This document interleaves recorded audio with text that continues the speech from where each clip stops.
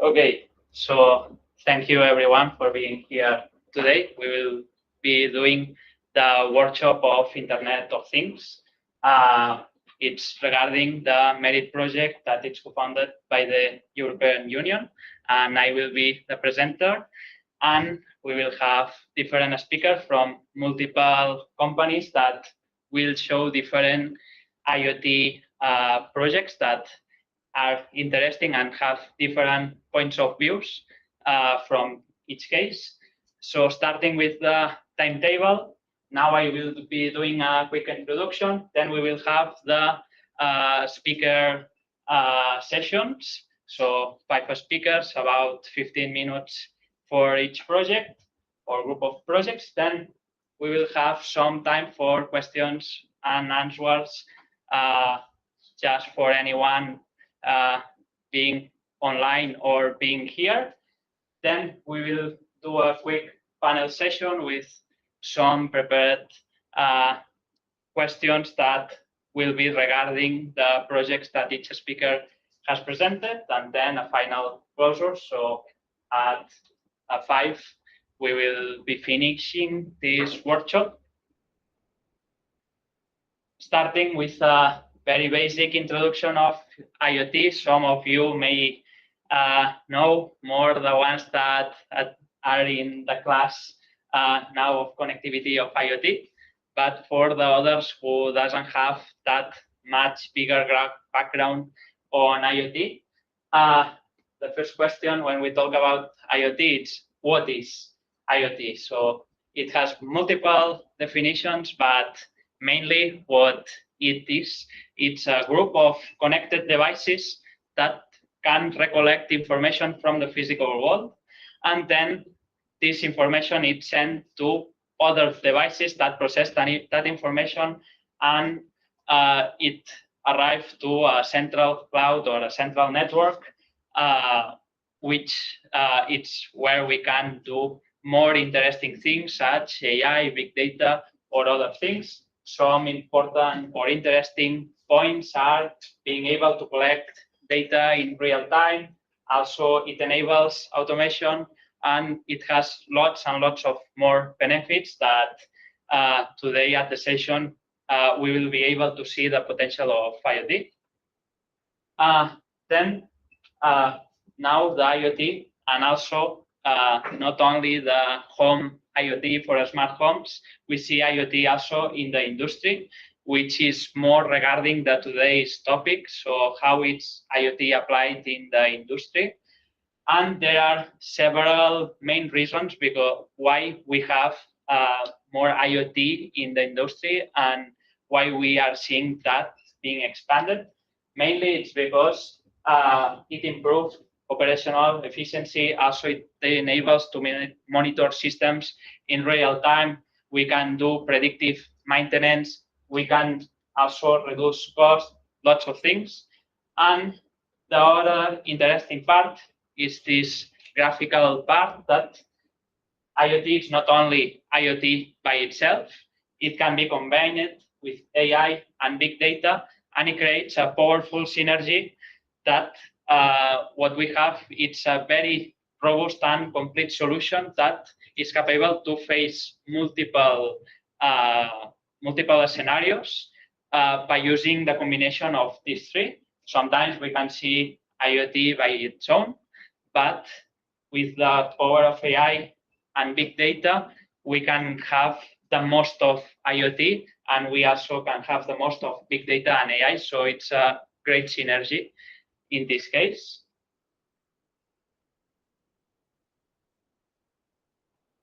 Maybe I have touched.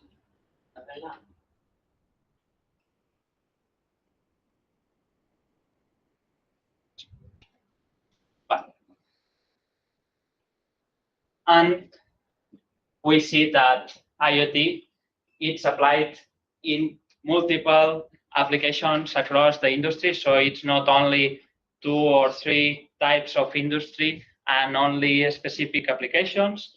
We see that it's able to be applied in Industry 4.0, for example, the interesting predictive maintenance, also in the sector of energy and utilities to monitor the electrical grids and so on.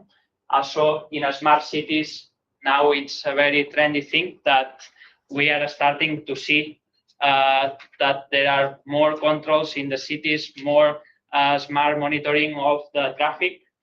And then also in the agriculture, which is a very interesting sector because it has very restrictful places for connectivity, and it's very difficult to enter, and newer technologies of IoT enable us to go there and be able to add value to the processes and improve all the processes. And then a typical IoT system architecture, but at the end, there are infinite types of architecture systems. Each architecture depends mainly on each kind of sector and each kind of problem that we are facing. But always we have the IoT devices that manages the information and gets the information from the physical world and can actuate in the physical world. Then we have the network part that sometimes it has gateways, edge modules, which process and send the information. And then we have the cloud servers, where the powerful AI, the powerful big data is executed, and then we can run big deep learning algorithms to improve what we are extracting from the information recollected. But not everything is good. So there are some key challenges in the IoT world, mainly, and one of the most interesting topics is the security and privacy. So nowadays, everything is more exposed. IoT also makes everything more connected. So what we have is more problems with security, and we can have troubles in this part.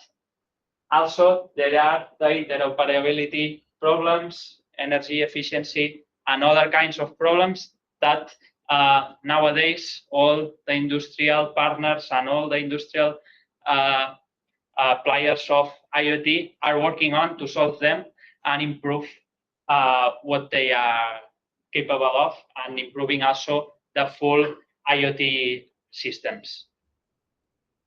And now we will go with the speaker sessions. So first, I will do a quick presentation of the 5 companies that will be presenting today. We have different companies that there is a very few relation between which is their final goal in each case. So it's very interesting because we will have lots of points of views, and we will see how IoT is applied in 5 different complete sectors. So starting with Maite, who is the hardware +D manager in Urbiotica. Urbiotica mainly works with parking and traffic systems sectors for the vehicle sector and monitoring the parking lots. Then the next speaker will be Marta Miran, who is the business developer manager from ASOINDEL. ASOINDEL mainly is an engineering company which develops the special advanced monitoring solutions for industry. They are very specialized in real-time solutions, also using LabVIEW systems and other kind of monitoring platforms. The next speaker will be Marc Sociats, which is an engineer in Technical Manresa. Technical, apart from being a provider of different electrical components, they also can do turnkey solutions for some IoT problems based on their own electrical support. Then we have Xavier Martinez, that is the director of the Unitat Tecnològica de l'Aigua i dels Sòls from Eurecat. Eurecat is mainly a technological research point where where they work with many areas.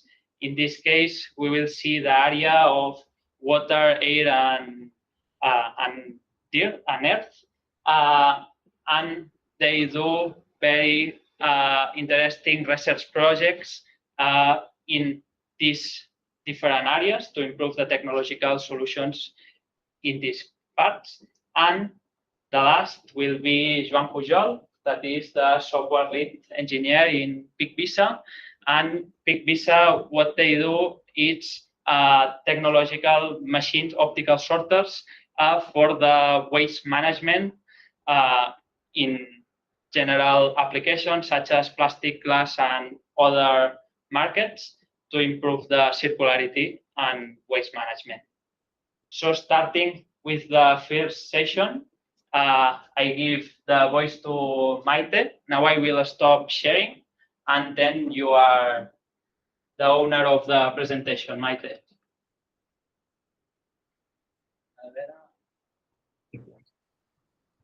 Okay. Just one moment, I will share my screen.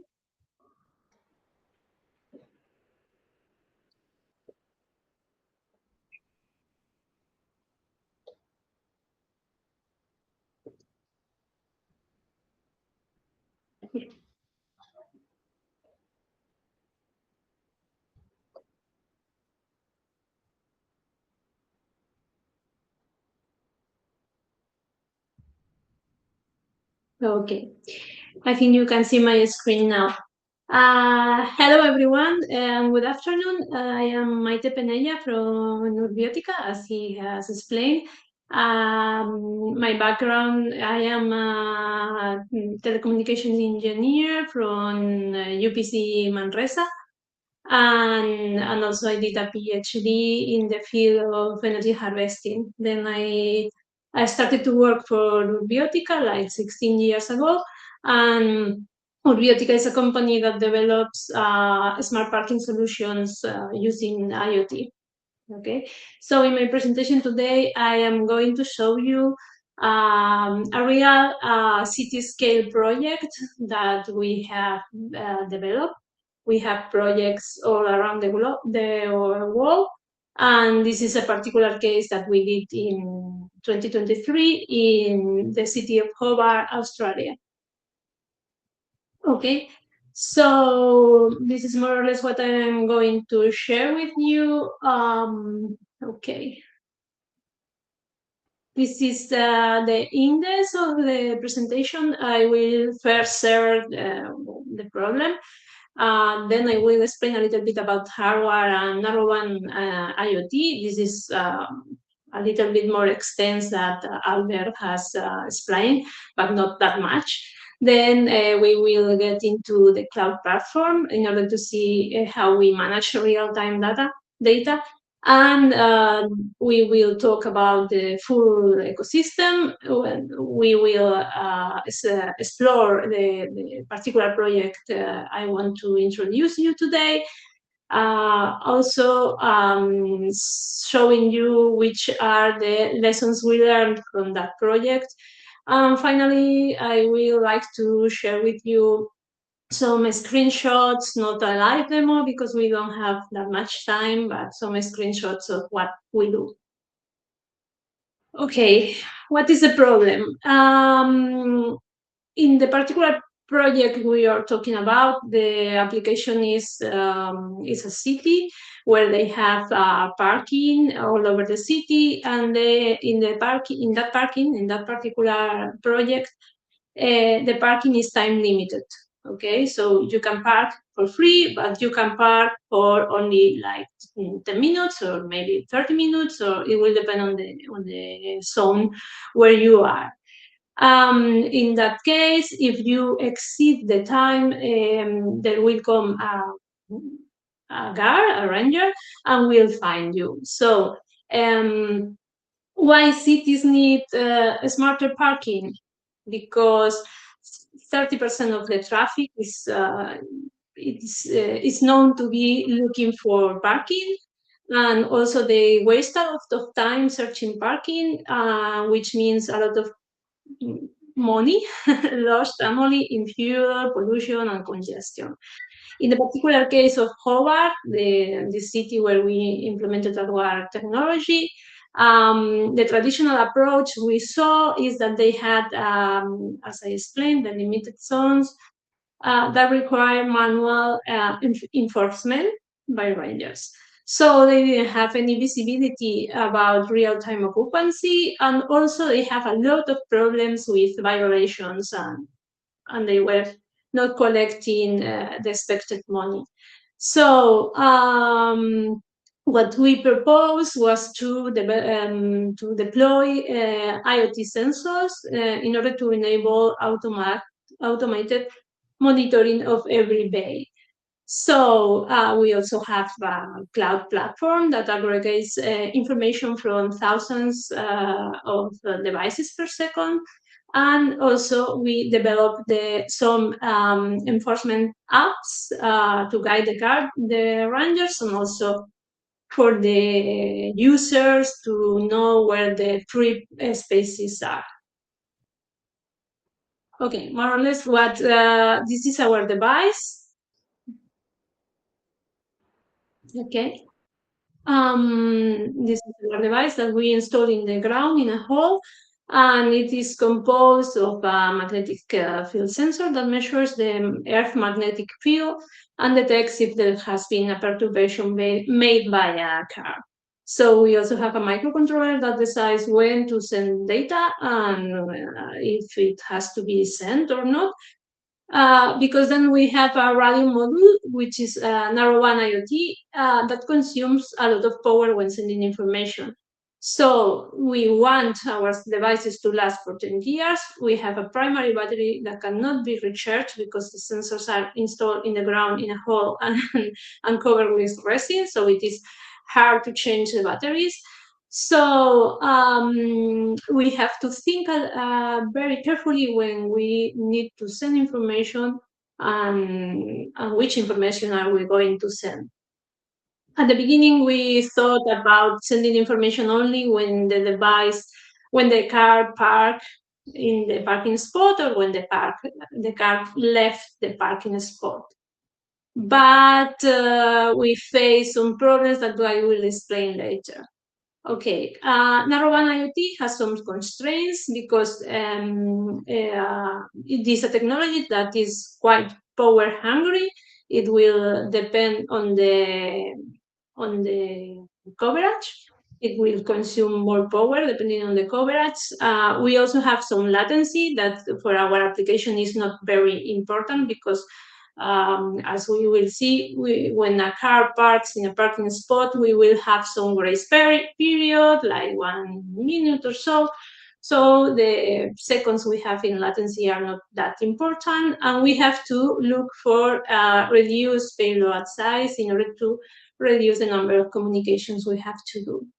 Narrowband IoT is a technology that has been developed for underground applications, so it has very good penetration by using retransmission algorithms that and consuming more power. Okay, so we have to be very careful about coverage, battery life, latency, and so on. These are the constraints and trade-offs we have in our narrowband IoT network.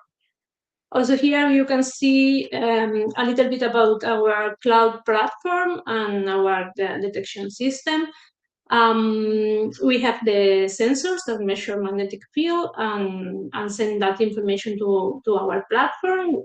When that information arrives to our platform, we do the ingestion part where we parse and validate all the data, and then we have some cloud algorithms that calibrate every sensor, and also they decide if there is a car or not parked on the spot. Afterwards, we have an alert engine that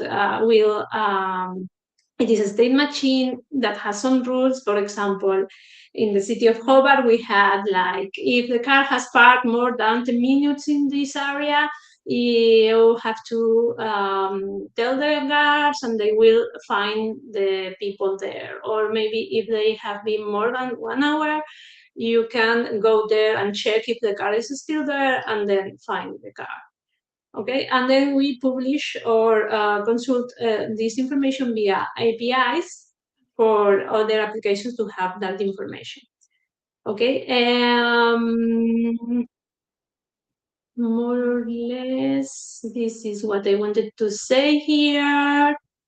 Oh, also we have some noise detection algorithms inside the devices, and also in our platform. So we reduce the number of transmissions we make in order to save power.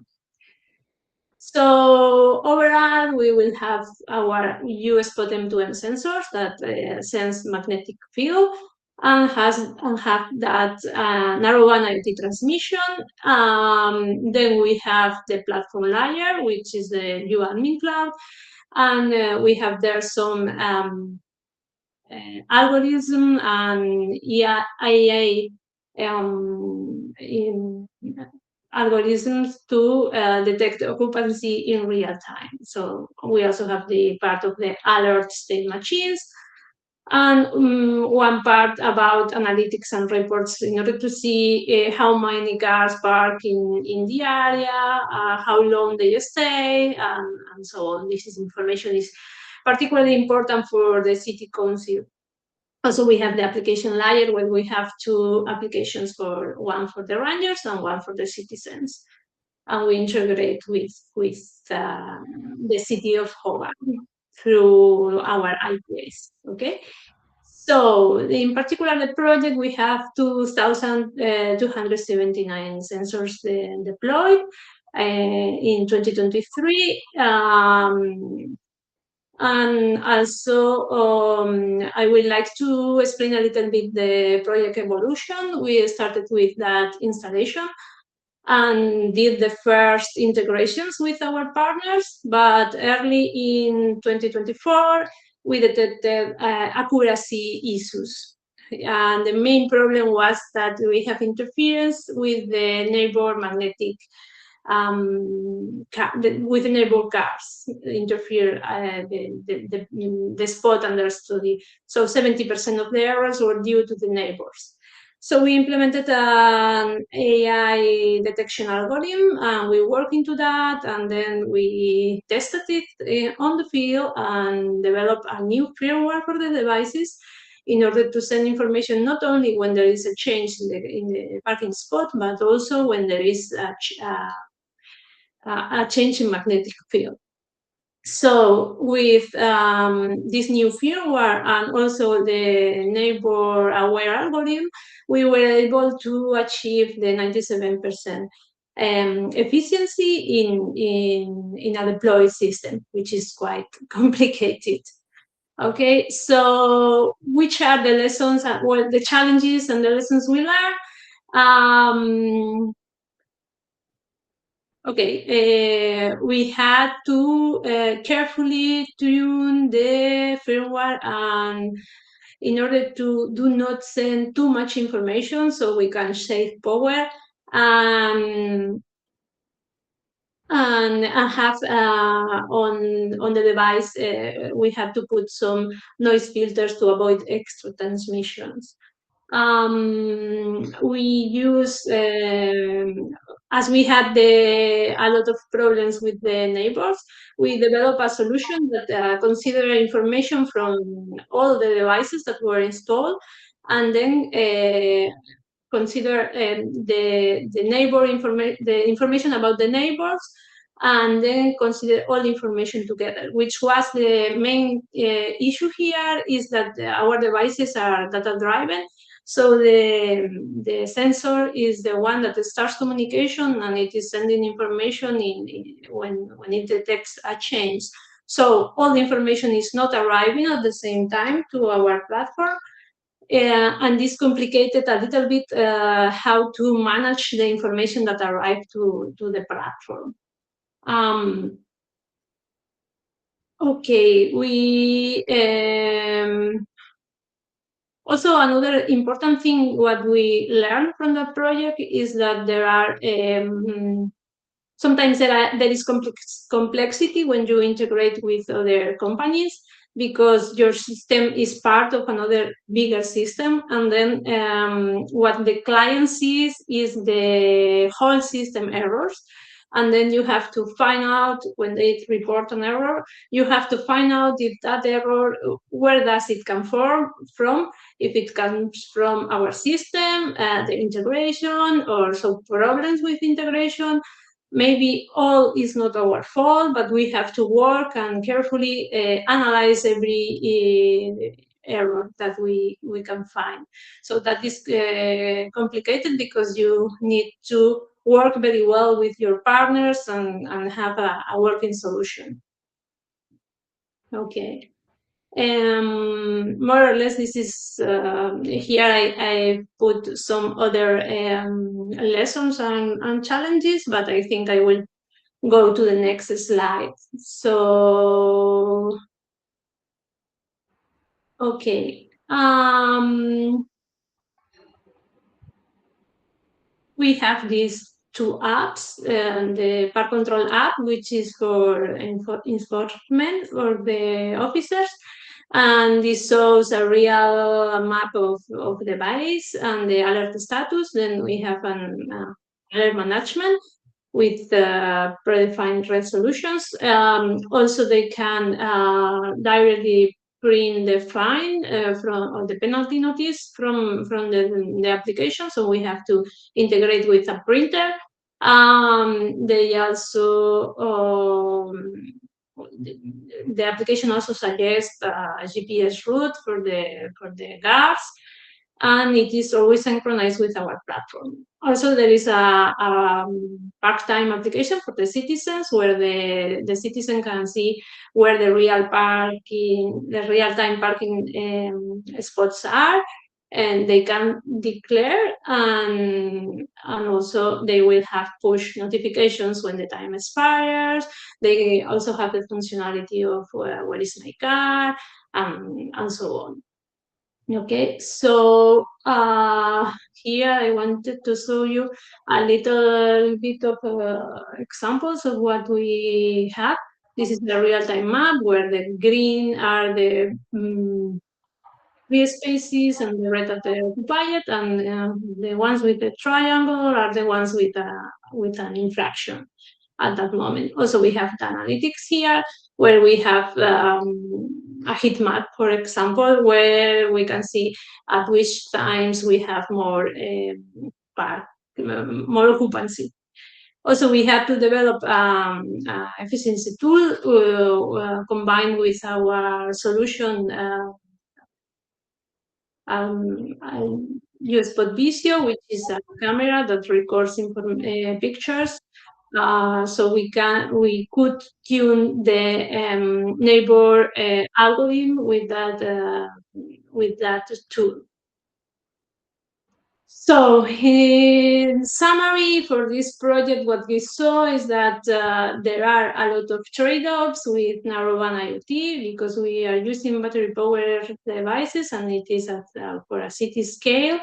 So we have to carefully tune the firmware in order to reduce all energy leakages.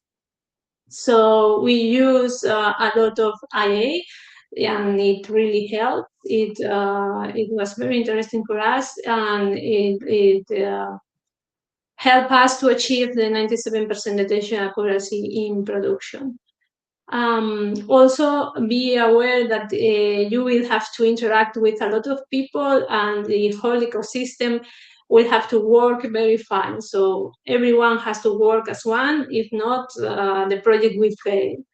And finally, but not last, lab tests are good, but don't reveal the real problems that you can find in the field. So you have to iterate. Sometimes it is hard because you are working in a live project and you have deadlines and so on, but this is very important. So more or less, this is what I wanted to explain you about our project with IoT sensors and devices. Thank you very much. Thanks, Maite. Now we'll be going to the next session. So I will present, and the next one will be Marta from ASOINDEL. I give you this, and I will start to share the screen.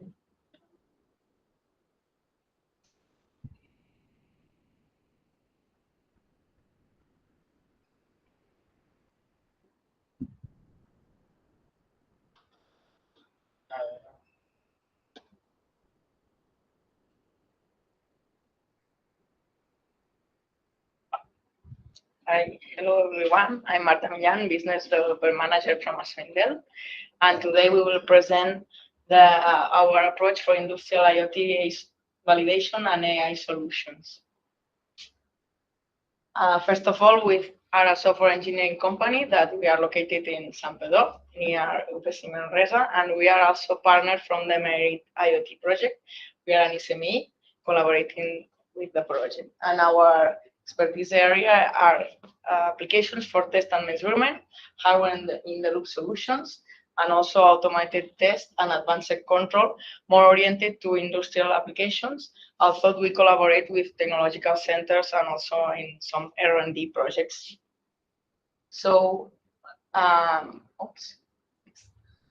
what is our approach for IoT applied to industry? We initially become part from the automotive industry, but nowadays we are operating in sectors as railway, aerospace, industry, and also energy. What we do here is to combine the best part of each world. We usually operate on the what we call the edge. Pero no veo. No, sorry, I wanted to mark some things on the slide. No matter. We operate normally in the edge side, connecting the sensors from the machine, also the different systems that are in the production line with industrial protocols, and we get the data as close as possible from the part where things happen. That means near the machine. This is useful because we can here perform real-time operations, so detecting alarms or things that are not operating properly, and we can take an action as fast as possible. But of course, we cannot dismiss the importance of the cloud side, because the cloud has the capacity to analyze a lot of information, and then we can perform analysis on historical data, apply AI algorithms, also make predictive maintenance. So we try to combine both worlds. Normally, we develop the real-time analysis and algorithms in the edge side, and we apply the other more powerful analytic from predictive or AI on the cloud side. So now we will present three real industrial projects, and the last one will be an R&D project where we apply test and AI. So let's see these three examples from IoT, industrial IoT applied to the real industry. In that case, we were working together with an engineering that developed standalone machines for automotive sector. And here we have a standalone with a rotative table that performs one operation. And also they have a collaborative robot, a cobot there. And what they wanted was two things. From one side, monitoring the state of the machine in order to detect as fast as possible the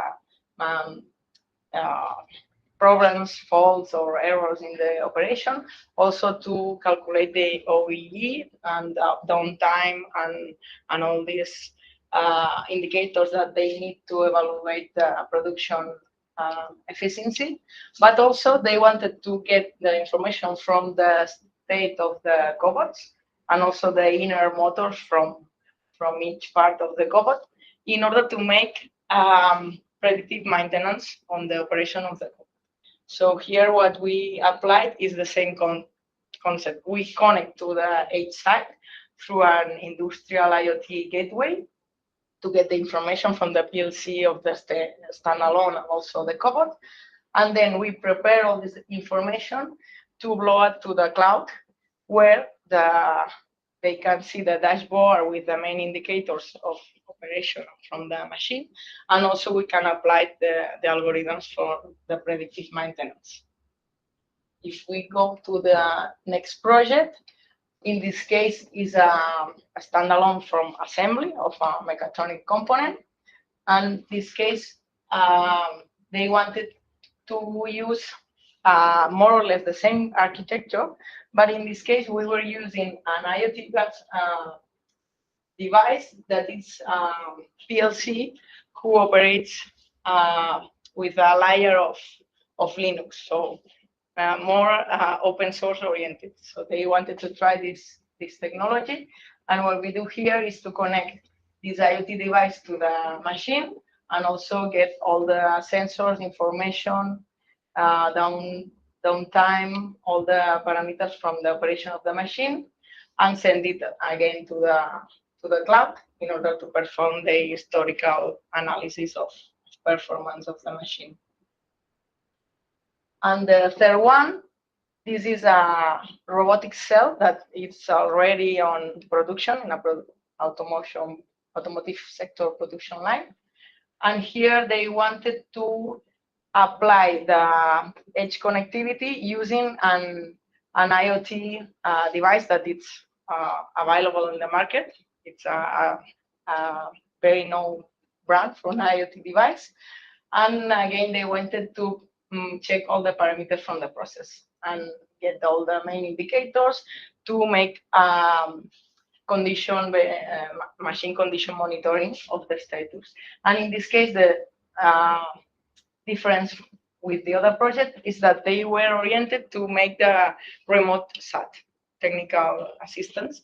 They wanted to get the parameters in order to avoid that the technical has to go on site on plant, get the most information possible to reduce cost of verifying the status of the machine, and try to get to reduce the time of the SAT service, getting the information of the machine. So this is from the industrial side. And now I will show you how we applied this test and the IoT concept, also combined with AI, who is another of the branches from the Merit project. This is an R&D project because our company is more IoT and industrial oriented. We don't have nowadays the knowledge of AI. Normally, we collaborate with other companies that have it. In this case, we do this project with a startup who is Datium, and they help us to apply the AI in the test. Where we are using this, we also work in the railway sector, making test and validation for batteries, because there are trains that are running in rural zones and they don't have the power from the catenary, so they run over battery packs. And in this kind of validation, what we do is to check the models itself, also the baskets that they build combining different models, and the battery pack itself. And our customers need to analyze the models and try to classify them in order that they have similar characteristics in order to make the battery more efficiency.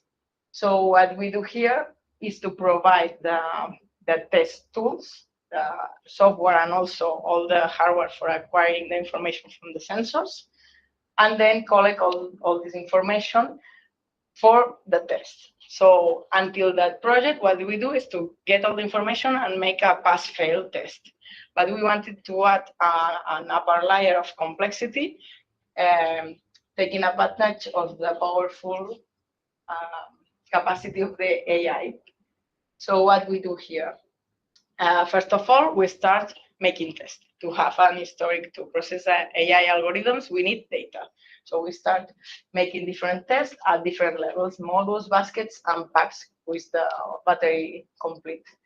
And then we get the indicators for this: current, temperature, state of charge, different parameters from the battery. And once we have all this information and we clean all the data and prepare it to be processed, it's when the AI take place.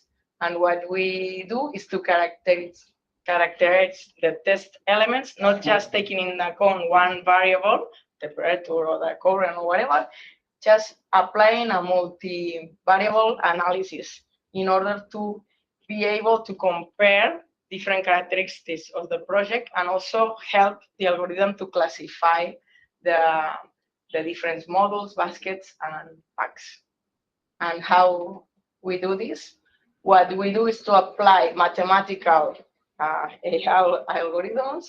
Well, here it's not present in the slide, but it's principal component analysis and other techniques in order to train these algorithms with different test results and help us to classify all the tests that we have done. What is the main purpose of this? Until now, we only get the test in a, we would say, in a present result. We only get the best file result of the test.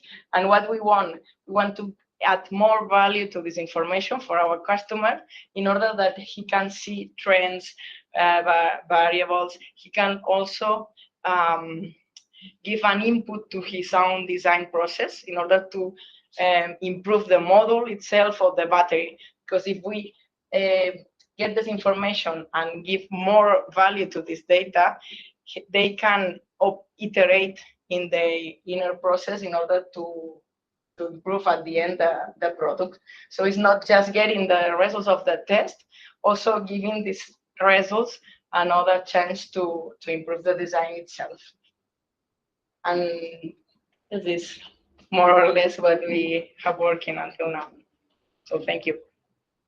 Thanks for the presentation. So now the next presentation we will be seeing is industrial farming, industrial IoT for smart farming, which will be Mark from technical who will do this part. Now you are the presentation. Hi everyone, I'm Marc Sociats. I work at Technical Manresa, and I would like to present this project by the hand of AgroCat to monitoring farms.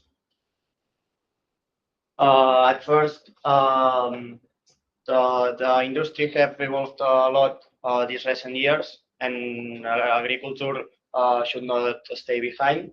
So traditional farming relies on manual inspections, delayed reaction, limited data.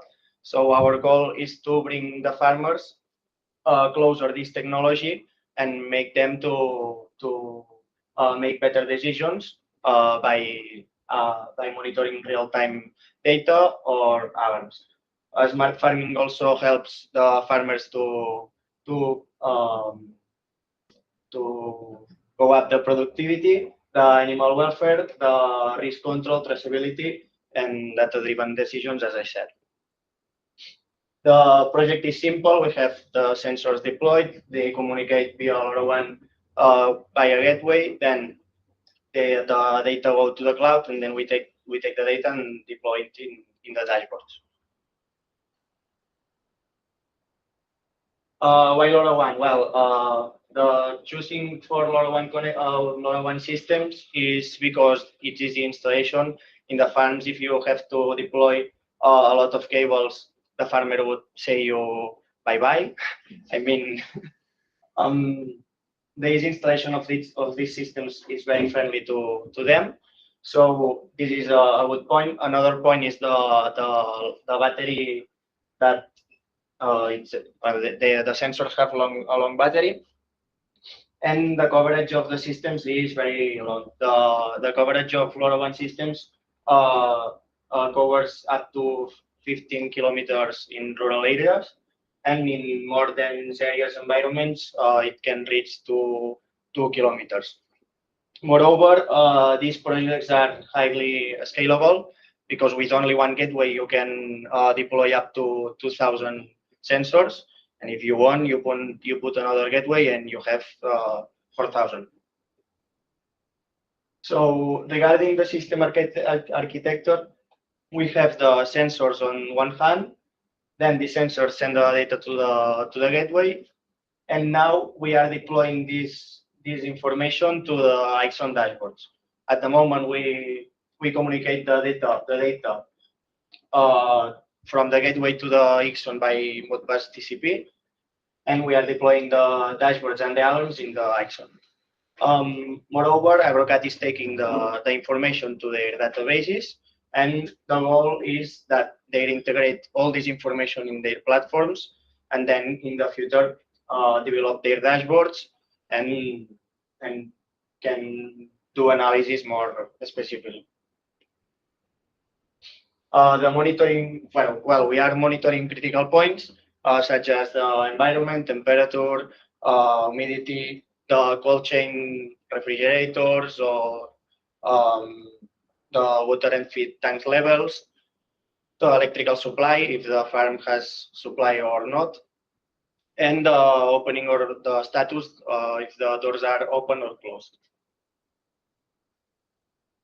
So this is an example of the current deployment. We can see some dashboards from the Ixon cloud, dashboards from electrical status, from water levels, the silos feed levels too. And I would like to present a success story here. As we can see in the graphic, a hidden leak caused an abnormal increase in daily water consumption.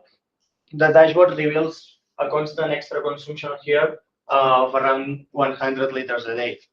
If we scale this to a year, and there, this data is up to 56,000 liters a year. So this results in this early detection prevented losses in cost and reduce water waste.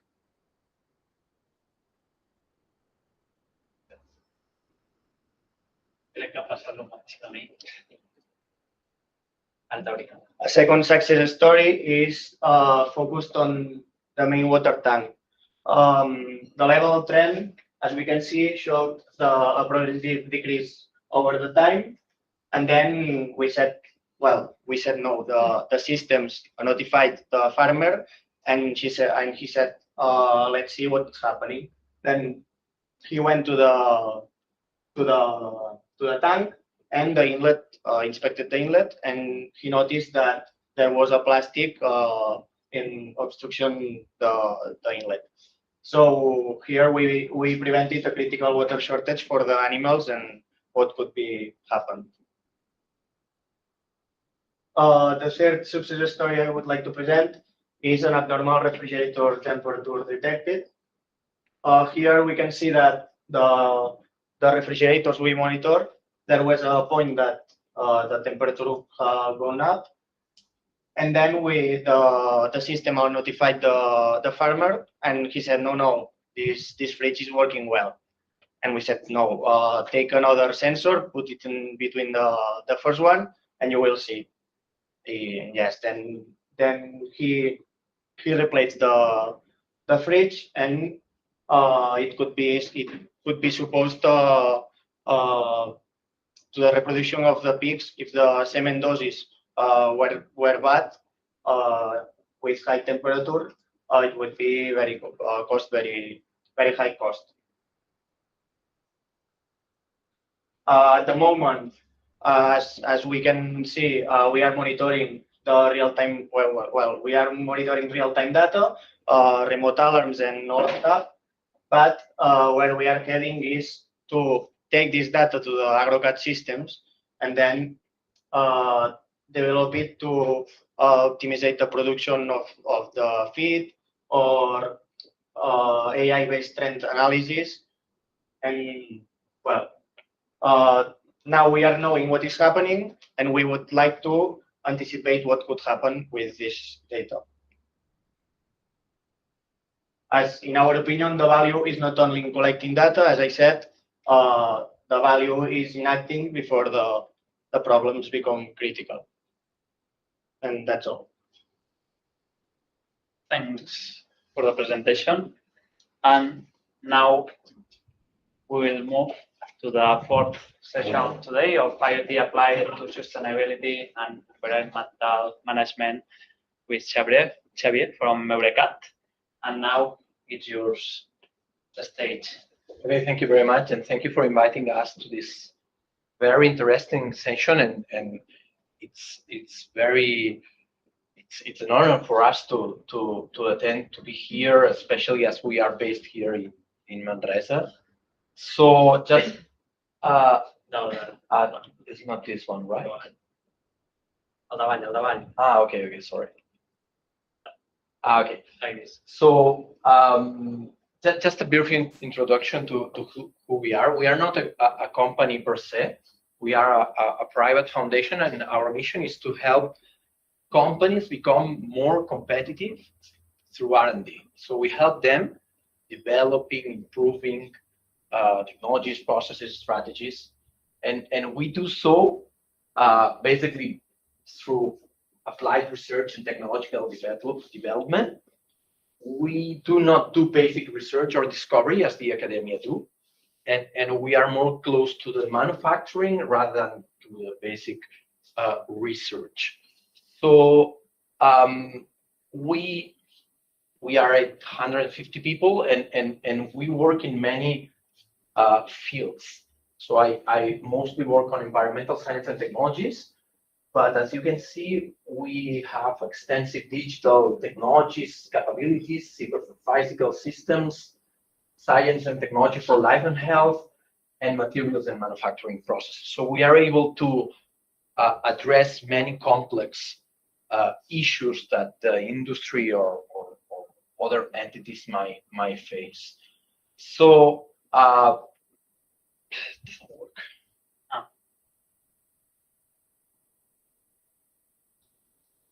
So we work mostly with Catalan companies, but we have agreements and we work with several entities in research projects all over the world. So we have a quite extensive international network. And next one, please.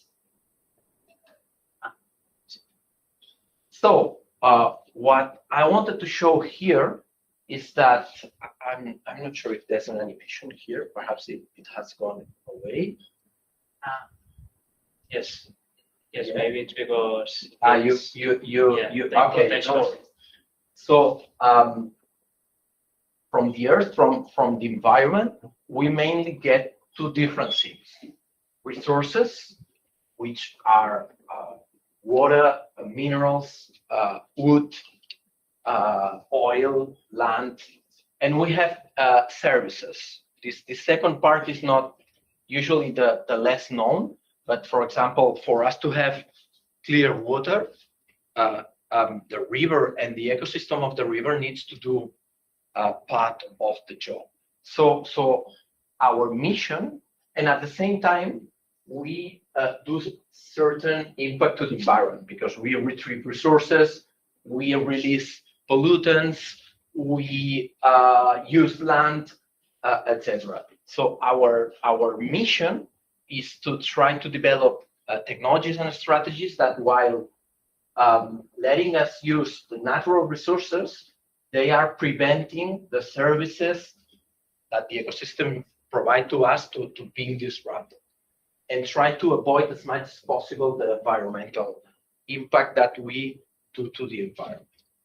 Next one, please.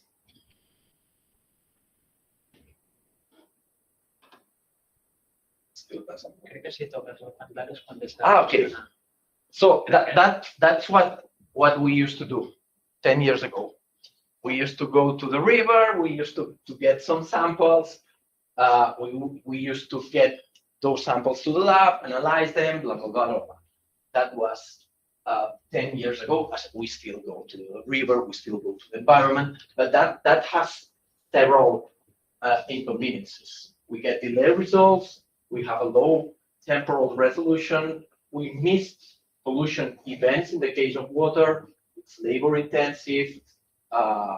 We have a limited spatial coverage. We require transport. Sample alteration. Sample can be altered. human error, and we have, this is perhaps the most important one, we have limited time decision making, because since we get the sample until we have the results, it can take several days. So this way, I need to, okay. And this is the real situation. Okay, this is the hydrological network of the surveillance network of the hydrological cycle in Catalonia. So this obviously now it's not real time, but it was real time when I took it. So we can have the actual flow in each one of these points, the actual level of the river, and that's just an example. So what we want and what we are going to in environmental monitoring is into a continuous data acquisition, real-time monitoring, connection between monitoring station, telemetry, early warning capability, centralized data platforms, a higher temporal and spatial resolution, lower cost. It enables us to take decisions on the system. It has the potential for predictive analytics, and last but not least, it can provide public access to the data. So next one, please.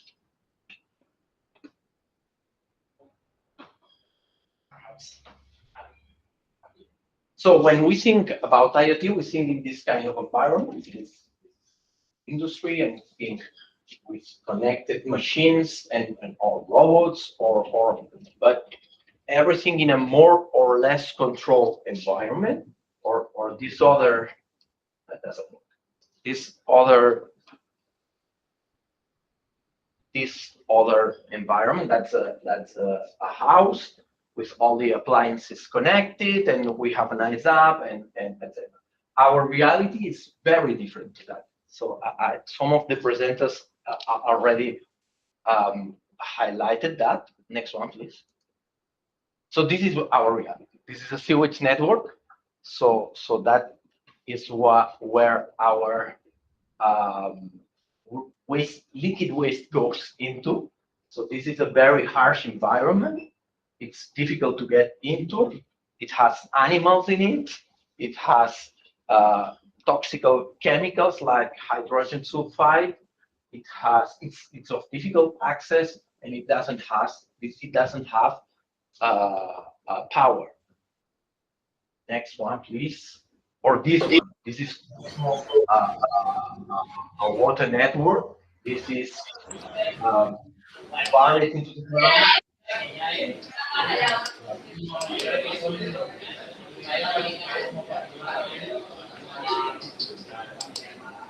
Buried into the ground again. No power. Usually no power, limited power availability, but at the same time, a very critical infrastructure. So if that is not working well, we are not getting water through our faucets at home. Next one, please. Or this one. This Delta de L'Ebre in the south of Catalonia. So as you can imagine, we do have sensors here. So if we need to monitor natural environment, so this is the kind of things that we expect to get into animals, extreme temperatures, extreme weather events, etc. And again, no power. Next one, please. Now it works. Or this one, floods. This is an actual flood. So we also need IoT to monitor this, but we need to be able to have our sensors completely submerged, for example, because we are getting a flood. So we are not expecting them to be on a dry environment or in a controlled temperature environment, etc. So that's our reality. Our challenges: power supply limitations, connectivity in remote areas, harsh or very harsh environmental conditions, sensor robustness and durability. As already mentioned by some of the speakers, we do not want to get there and change the sensor every now and then, calibration, data quality and reliability, sensor fouling. That's very important when dealing with water. Sensors get fouled, field accessibility, again, cybersec, and the ability to make decisions from that data. Being said that, I'm going to show you some examples on how IoT is currently helping us making decisions on the environment. And again, this is the hydrological network of Catalonia, and you can go there and check any one of these points, and you'll get a measure of the flow and the level of the river. Just for you to know, these measurements, flow, it's easy to measure on a pipe. It's very difficult to measure on an open channel. So that's something that's very important. So now the Catalan Water Agency can make decisions on the management of the hydrological cycle. For example, on closing one pipe or opening the valve of a reservoir. That was crucial in the last episode. That was also a real case of study that was developed by ourselves, and that's a model based on IoT data of chlorine in water networks. I don't know if you know about that, but drinking water distribution networks are very complex systems with many nodes. So the water utilities need to, they add chlorine in the drinking water treatment plant. We have the drinking water treatment plant of Manresa next to a few meters behind this building. So they add chlorine there. And then the water needs to preserve the chlorine all over the network. But the chlorine reacts. If we add too much chlorine, the water can be toxic. If we add too few chlorine, the water can develop micro biological pollution. So being able to predict how much chlorine is in each one of the nodes requires data and very powerful models. So the utility can't, for example, in this case, in the yellow dots. So the utility realizes that perhaps there's not enough chlorine there, so he can add a rechlorination there or change the hydrological flow of the net. So that's something that was unthinkable a few years ago, and now it's a reality. That's big city, so that's a reality right now. And just a last example. So, for example, now we have an application where we need to develop a sensor that's able to measure flow in an open channel. Again, it needs to be a very low-cost solution because we need to deploy a lot of them.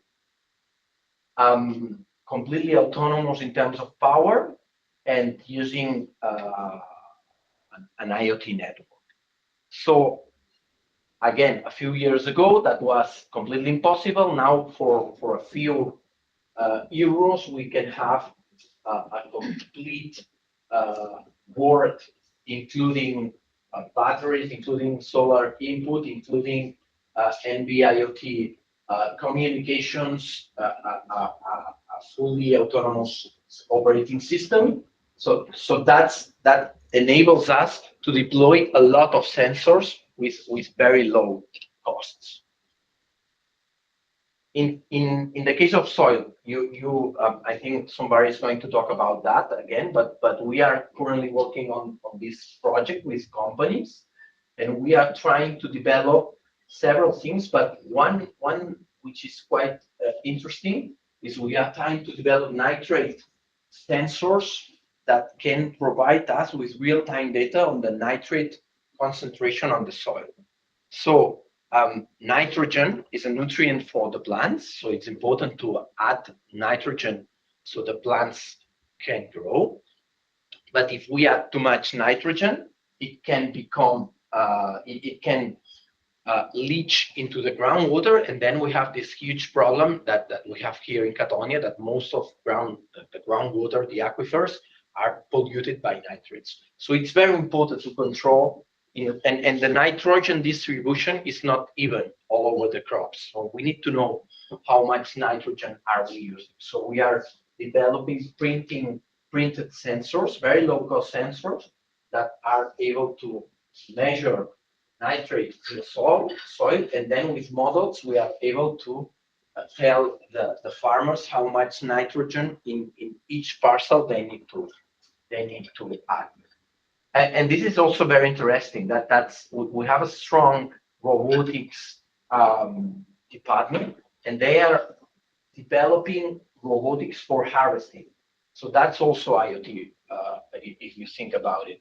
So they need to be communicated. They need to be in contact with each other, and they are able to collect the fruits in crops. We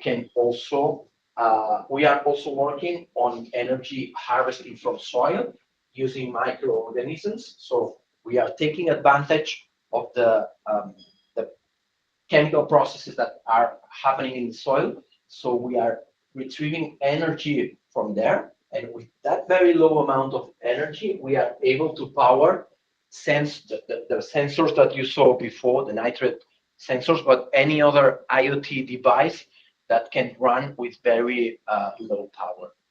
And finally, again, another example is the air quality watch network. It's the same as the water. We are able to see in real time the air quality, but that kind of information coupled with very powerful pollutant dispersion models, currently we are able to predict. That's not our job. It's another one's job, but it's possible to predict the air quality at street level. That's Barcelona City. That was the air quality on Sunday, and as you can see, the resolution is street level.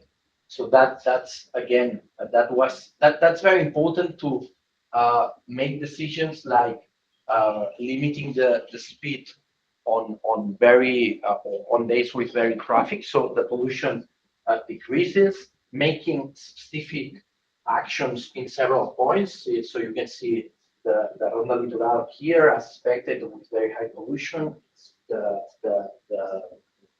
Ronda Dadal, the main traffic arteries with very high pollution points. So that's a way to address that. So ending with my presentation, IoT provides a huge new paradigm for us, for environmental scientists, to understand how the environment and the environmental technologies can work. So we now can have continuous and real-time data.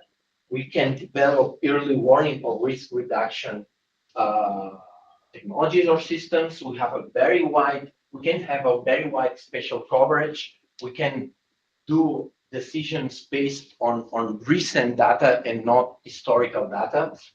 That will enable the predictive analytics. So, for example, we are having a very important storm on the next day, so that's how the network will behave.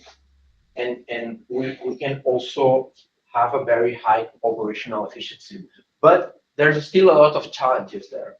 I mean, power supply limitations, connectivity, very harsh environmental conditions, sensor robustness and durability, calibration, fouling, cybersecurity, and the accessibility onto the sensor. So that's something that needs to be overcome, so we are able to deploy IoT on the environment. So that's everything from my side. Thank you very much for your attention. Thank you for your participation. And then to end the speaker sessions, we'll be doing the smart optical sorting, IoT-driven innovation waste management with Joan from Pic Visa. So now it's yours. Okay, I'm Joan from PicPisa. I am going to talk about how we use the IoT in our products. For give some context, PicPisa is a company that is working in the recycling sector.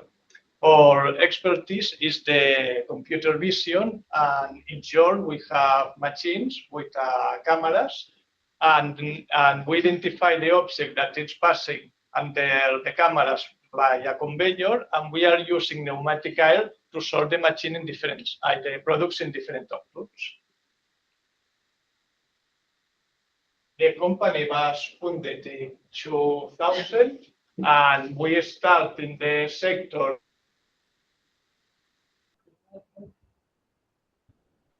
Okay, we was in the sector for many years, and these last years we start to work in a textile sector and with metal.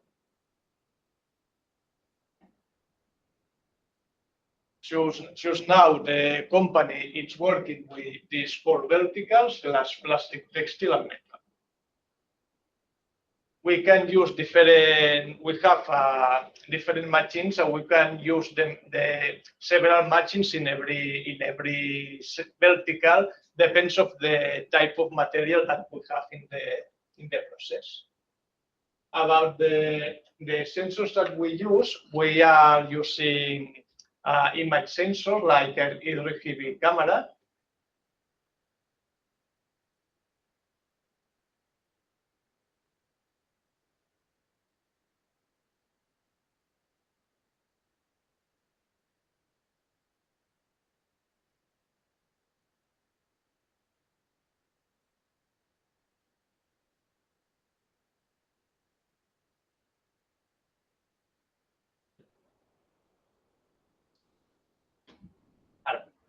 Okay. This is the products that we have in the market, or are using air blast for separate the products, except EcoPick, that it's a robotic solution. It's a Delta robot that pick the objects and drop to the outputs. And then we also have EcoFlow, that in that case we don't have any ejection system. It's only the vision module to analyze the flow that the plant is processing. It's only to get metrics of the flux. We have using different algorithms. For example, here we have a color image. We can use a deep learning algorithm to identify objects, make the segmentation and classifications, and also we can use a more simpler model to get the color of the pixels. The idea that we are working is to combine all the algorithms and solutions to enhance the information of the objects.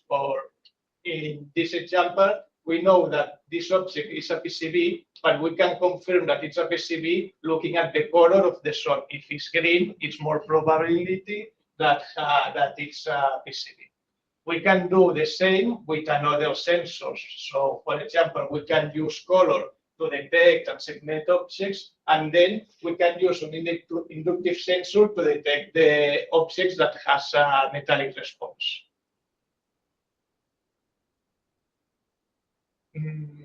Well, we can make a complex process using different machines with different sensors in a cascade. So in the beginning of the process, we can make a more general sorting, and in further steps, we can start to make a more delicate separations. And well, we have sensors in the machines, but good idea about our machines is that so we are working with cameras in the plants. We are the client side, that we are the ace of the plant. So the information that we can get analyzing the materials that we need to do for sorting, it's also valuable data that we can share with the client to optimize his process. Then, further that, we have another sensors in every machine, for example, temperature and others. And we are using IO-Link connections to a IO-Link master. This is very comfortable for us because it's the same connector for any sensor. And then we are sharing this information, connecting to a MQTT broker and sending all the informations. Our machines has an industrial computer because we need to this compute to run the algorithms, and this computer has a broker machine, and even we have a local database. So all the information is published in the MQTT broker, and then we have different apps that is listening this information. And for example, one app is the Y, and in this case, we only need to share the information. We need to show the information in the Y, but we have also another applications that get the information, accumulate, and save in the database to have historical data. The sensors that we are using just now is temperature. It's very critical for us because if the temperature increase, the camera systems start to fail, the colors start to shift, and it's a mess. And well, and of course, the computer has a operative temperature range, and if you are out of this range, the system can hang out or start to fail. We also have a sensor for vibrations, like our machines has a lot of the mechanical stress for the nature of the process. We use these sensors to try to detect problems with the structure or make a preventive analysis. The pressure of the air, it's another thing that is critical for us because we are working with air and with the pneumatic valves. If the pressure is low, you don't have enough strength to move the product. So the pressure needs to be in the correct range. The airflow detects the air that we are consuming on the machine. This gives us the lecture of exactly what is the consumption of the equipment, and we can check if this change, and in that case we can show if the machine have any problem and if that it's broken. Well, it's also for the analysis of possible errors. And in electrical consumption, the same. We have the consumption of the machine, and we can monitor the metric to try to find possible problems in the lighting system or section system that is the more power consumption. This is an example of how the sensor information is shown in the Y. And then we have another product that we developed that is the cloud. We have an application in our servers that connect to the machines via VPN, get the last information that the machines has saved in his local database, and in the server we process the data, curate, extract some metrics that is shared in a dashboard for the clients can connect to show if the plant is working well or have some problems, and even to look historical data. This is an example of the dashboard that you have the production, different types of materials, can filter by date, by machine, different metrics. The details of this, it's an Apache based platform that we use Hadoop, Spark, Superset. We are communicate with the machines with a private VPN. The dashboards are customizable, have data storage. The data processing is centralized, and we have low bandwidth consumption because we are connecting only one time at a day to get the updates of the data. We are not need to always connected with the cloud. So at the end, it's easy to update the data of the machines. And well, it's doing so. Thank you very much for the presentation. Now I will open the turn to anyone who has different questions, even if you are online or the ones you are assisting here. If you have any question regarding any case scenario, now it's the moment. Normally it's difficult to get this participation. Click. Nothing from here. So then I'll move to the panel session part with all the experts. So I will be asking some questions that are more regarding to what it has been presented, to have some more interesting details or have more in-depth detail to any of each part. So the first question for Maite is regarding the latency and AI that we know that in this distributed system there is some inherent latency. And what I want to know is how do you synchronize the data from these multiple diverging sensors into the cloud to avoid generating any false alarm to the enforcement officers because of the latency of sending the information. Okay, thank you for the question. That is a very interesting question. And in fact, it was one thing that we were working for this project because we needed to have the data within a few seconds. And devices did not always send information at the same time. So we have to change the firmware of the devices so they will send information as soon as they detect a change in a magnetic field change in the environment. They will send it to our platform, and there we manage information for different devices with windows. We use windows of like 30 seconds to match data from all the different devices in the platform.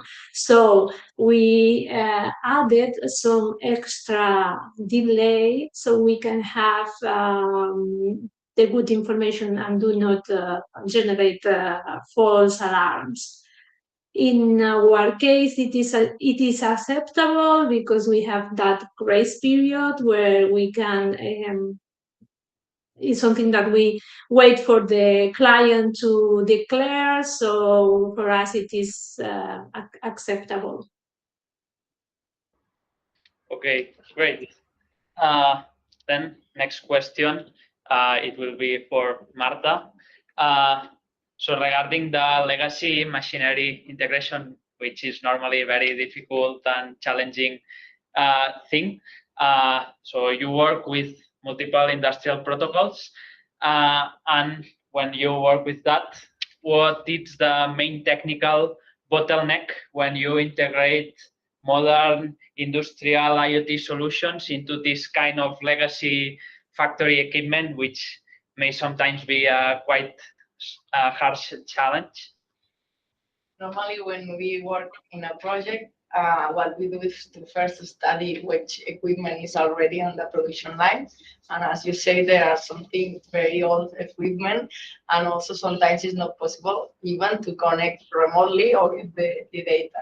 So we, depending on the scenario we have, we prepare some hardware abstraction layers, also some low-level drivers in order to get the information, even if they have, for instance, a serial port that normally all the equipment have. We implement the serial protocol to get the data, and we work with the different industrial protocols that they are available in the market. And at the end, we make an abstraction hardware layer where we try to organize all this collected data, try to arrange sample rates, quality of the data, even filtrate sometimes when there is noise or the physical failures there.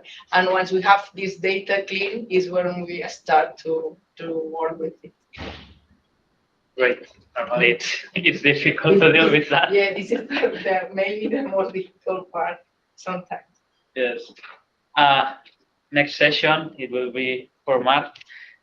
So regarding the LoRaWAN penetration, so as you said, it offers up to 15 kilometers in rural range, but farms are not always with full environmental freeness. They have sometimes thick concrete and metal structures, which may difficult the LoRa communication. So in this case, how does the signal penetration perform in these harsh indoor environments, even if they are in rural areas? Well, at the moment, we haven't been in trouble with that. Only in general, we haven't been in trouble with this aspect and with structures and this problem. But there is one farm that we are investigating now to implement that solution, and we have the gateway in one building, and 5 kilometers away we have another building that the coverage reaches well, but inside the farm no. Then the coverage reach is very long, like 15 kilometers maybe, but it's true that if the wall or the structure is very hard to pass, it may be a problem.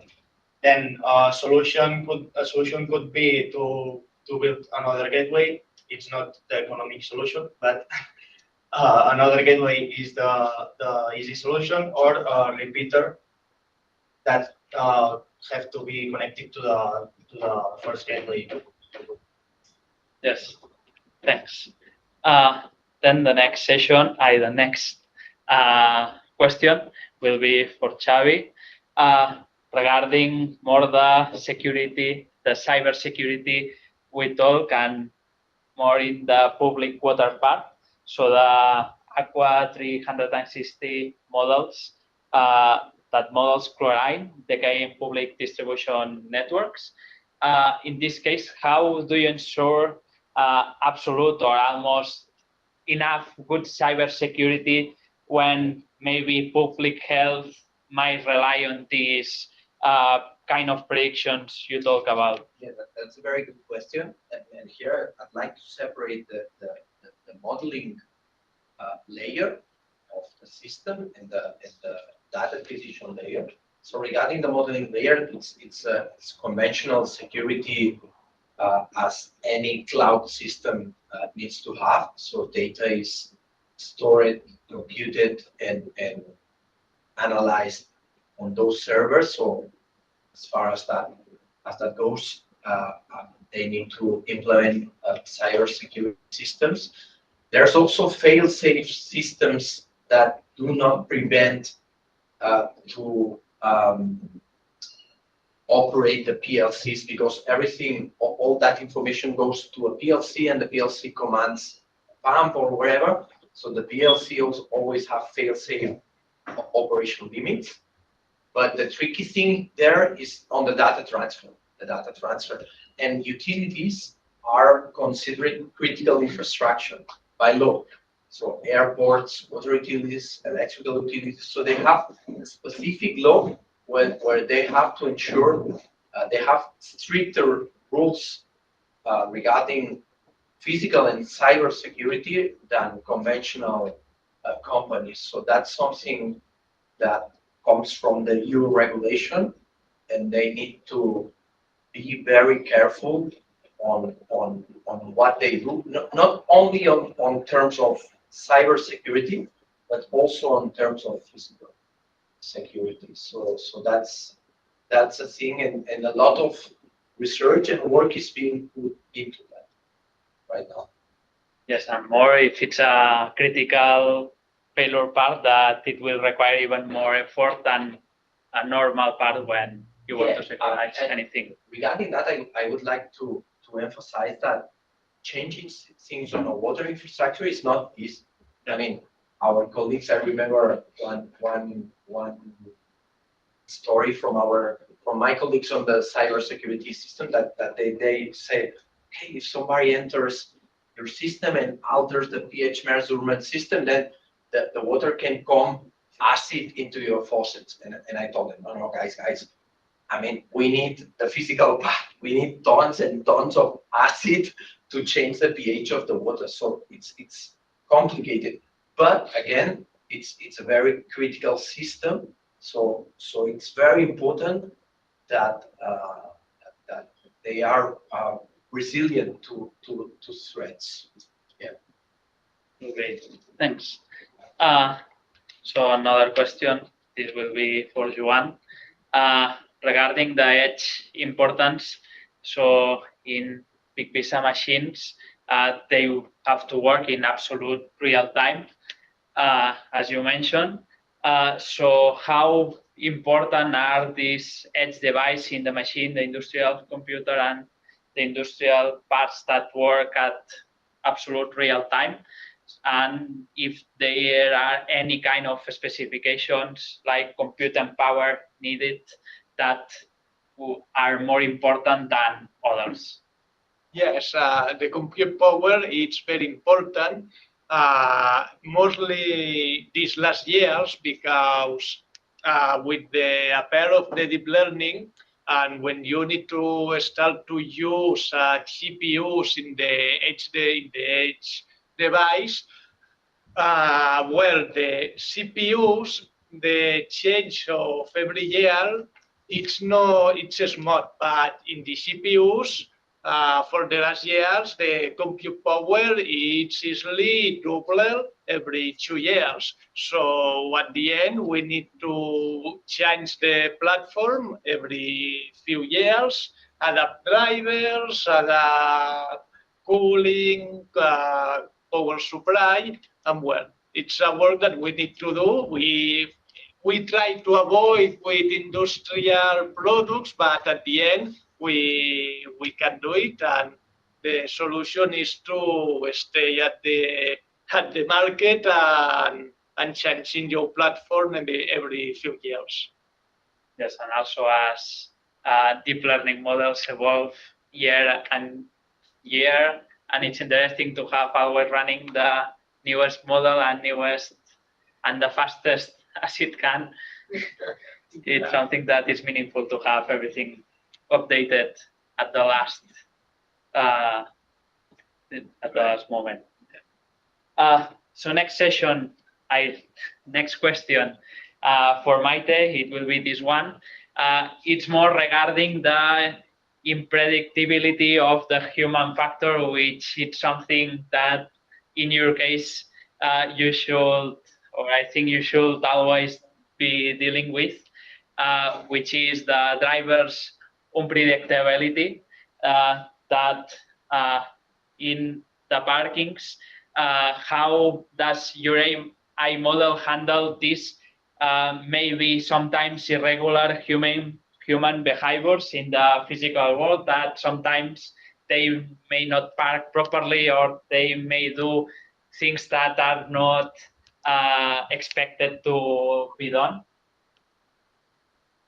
Okay, that is completely true. Humans always do things that you don't expect them to do, and it is very usual. We have vehicles that park between two bays and so on. So this is a real case we are facing, and also there is no magnetic sensor system that can solve that problem perfectly.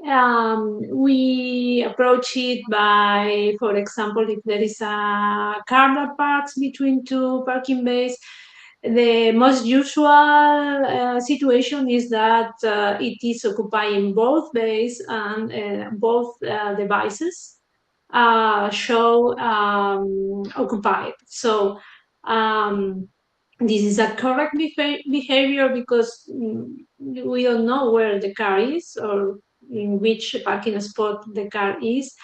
So we will send that information to the car, and they will decide if they need to uh, cancel one of the alerts and then have the other. So this is a usual case we have, and the ranges will manage them independently. But we cannot distinguish if it is a single car or there are two different cars parked at the same time in both parking spots. We also have other solutions for that case where we have our U-Spot Visio, which is a camera-based IA detection layer. In that case, it adds value and it doesn't have to have the cars in a specific spot, so it can detect how many cars there are in an area. And with that new tool, we can also give that information if there is a car, no matter if it is parking between spots. But if you want to know in which parking spot the car park, the answer is it park in both parking spots. So this is something that we always have to deal with. It's something difficult when you have the human unpredictability. So maybe billing double the people, so touching people's money sometimes can be great if the AI can solve that. You also have to teach them a lot. You have to teach Yes. them to use the system and so on. And when they have been fine, they will learn. Yes. So next question for Marta this time. So the comparison with FPGAs and traditional PLCs, that in the industry we see both of them, more maybe PLCs in most legacy systems and also in newer systems, which are always useful. But FPGAs have a very interesting approach and are very interesting to use in industry. So regarding your embedded mechatronic architectures that rely on real-time systems and also FPGAs, what are the specific advantages that FPGAs carry regarding edge computing, and what are the possibilities in the industry 4.0 applications? What they enable more? Normally, the machines where we work in production lines has PLC, that it's a very reliable platform for repetitive operations and for control systems. And we are not comparing what is better or not. Each thing is for different things. What we are doing normally is to get the sensor information and process the data. When we process data in the edge, we normally apply mathematical algorithms because we are our point of view is from a test engineer point of view. We are not from a production engineer. So what we need is to get data and have very deterministic and high speed processing. That's where we apply another kind of hardware who has normally real time with Linux when we need responses from milliseconds. And when we have to do calculations or high-speed protocols, we program the FPGA to get order microseconds or nanoseconds, depending on the application. So when we use this, it's because we need mathematical algorithms with these speeds. And also for controlling in closed loop. Sometimes we need a very high closed loop time, and then we do the control also in the FPGA. So it's complementary, not substitute. We Yeah. don't not substitute. Yeah, the other this part. is interesting to combine both to Yeah. have have the good both. things of both parts, Yeah. having the reliability of Yeah. PLCs and the high speed of Yeah. FPGAs. Yeah, it's like having a mini PC there Yeah. for doing more high level software calculations. Very interesting, this part. So next question, this will be for Mark. So regarding data migration, that now, as you said, you are currently using Ixon Cloud for the dashboards, but is there any plan to have a full integration into the platform or your own platform, and which could be the biggest technical challenge if you want to migrate these dashboards to any centralized system? Well, nowadays Agrocat is working on it, but apart from that, I think that it's not only the software developing, but else I think that the real problem is the alarm systems. I mean, nothing wants to have the responsibility of if the server fails, and it's more comfortable to rely on Axon Cloud Notify and say if you don't save the alarm, it's there. But then, in my opinion, I think that apart from developing all the software and integrate the data and all of that, a critical part is to ensure that we have a reliable system and that the farmer can be sleeping and if he has to receive an alarm, he will receive it. I think that this is the critical point, but the other is developing software and putting hours on the project. We are working on it now. It could be a difficult decision to do the migration. Yes, if the system now works, the point. then why changing it and make it worse?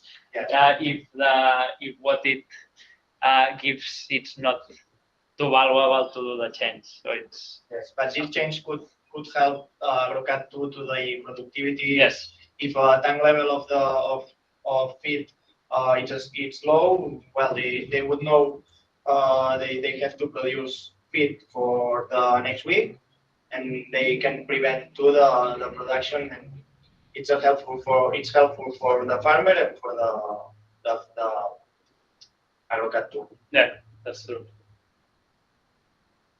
Then next question for Xavi. Regarding the low-cost maintenance, so you build these custom water sensors for very low cost, but obviously sensors need some kind of maintenance to be sure that everything is working properly. So do you have any strategy to minimize the maintenance cost without without losing any data reliability or anything? Yeah, I mean, there are several strategies here. First one is, for example, if we are talking about chemical sensors, pH, nitrates, these kind of things, we need to be very aware that even the most expensive systems have a lifetime. So we cannot expect a low-cost sensor to have a longer lifetime than, for example, a pH sensor. The most expensive ones that we have used at the lab, they have a 1 year lifetime, not more. So that's something to have in mind. So second thing is sometimes it's easier or cheaper to change the sensing part and maintain the electronics, rather than trying to clean the sensor and recalibrate that. So that's one strategy, and that's why printing sensors. So we dispose the printed part, which is very cheap, and we keep the electronics that usually they last for many years, and they do not need to be recalibrated. And the third strategy is to include microfluidics there, devices, so they can be automatically calibrated. So we've done that for some applications, and usually that microfluidics part or the electronics are more expensive than the sensor per se. So that's we have these three strategies. It's interesting to have multiple strategies. So I believe in different scenarios, depending on the critically and also the easiness to do maintenance, you choose one or another. Yeah, not only the easiness, it's about the market target. Yeah. So for example, we were working on pools, and we are trying to develop chlorine sensors for pools. So there, the target is very different than the same sensors for water utilities. It's completely different. So for pools, no maintenance, they are willing to pay a little bit more for getting rid of the sensor and no worries, but operators and sacrifice accuracy and precision, but utilities want high precision, high accuracy, and they don't care to go there once per day to recalibrate. So yeah, It makes sense. So I believe this will be the last question because we are running out of time. So this last question for Joan regarding the bandwidth versus big data. Well, maybe this you have answered, so I will change the question. So regarding the industry adoption, so you normally rely on modern protocols such as IO-Link and MQTT. So when you add machines into the plants, do you normally face some resistance from the traditional recycling plants, which are in a low level of digitalization? No, because this IO-Link and MQTT is running in our machine, and we have a PLC to a Siemens PLC, and we can write the information of the sensor in an DB of the PLC. So we offer to the client, if one some information, connect directly to the PLC by SCADA, and it's the traditional working of the plant.